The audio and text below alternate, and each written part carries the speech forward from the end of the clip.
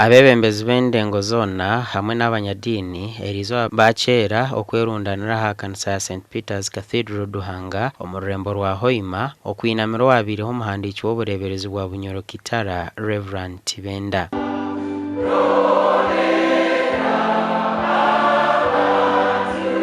Ogu akaba omuhandiiki w'obureberezi obu omwaka gw'2025 kandi akakoraho kihango okureeta obusinge ahagati y'abafuruki n'abashangwa ba Bunyoro. Omukwinamira Reverend Tibenda yasimwa ahabwa emirimo eyasigira akozire. Kuruga kya lero kyetegerezo na butakakimanyaga ngo buraba noyenda kuganyiwe byokusiisa byawe.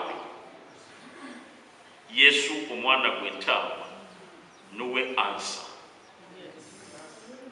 mukamweta si nikyo ekyahambirize obugando njofu kutebeza ki enjiri n'obuwa ruhanga n'omuhondera waitu ngwenda mbagambire okujunwa ebindi byona biraho waitu okujunwa nuko kujja kusigalaho nuko omusajja ono agenzere nako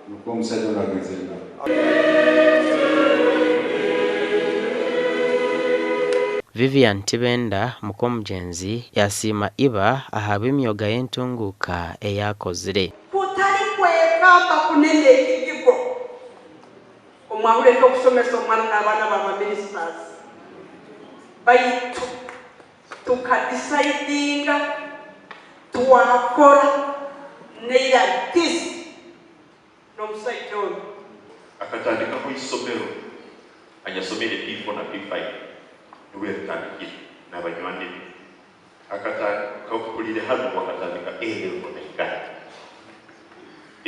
ayomo habatandikise A-level naigana. Bishop wa Bunyoro Kitara owahumwire Right Reverend Nathan Chamanywa yajanga okufa kwa Reverend Tibenda kwasige cyasha omukanisa. Muteko mubyenji he did not lack.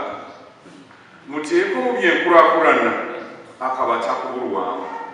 Muteko mu intellectual aliyo. Muteko mu ya family, he was a family man. Ito government we believe omuntu abaire na yegesa omuntu abaire na tereza ikigambo kya mukama n'orugayo omutima gumwimukire rundo terekere habokuba moral omuntu oboterekereye then enkozi zebizikira kuba nishobora nizegaruka mu rundi zikeha. Omujenzi Reverend Tibenda akazarwa 1999 omukyaro kya Nyamiyaga omugombora ya Bubare omu district ya Kabare nazikwa nyenkyakare olwakana omukyaro kya Baranzi omugombora ya Bwikara omu district ya Kagadi. Gasha kwa Ambrose Niwaga Bakatoto.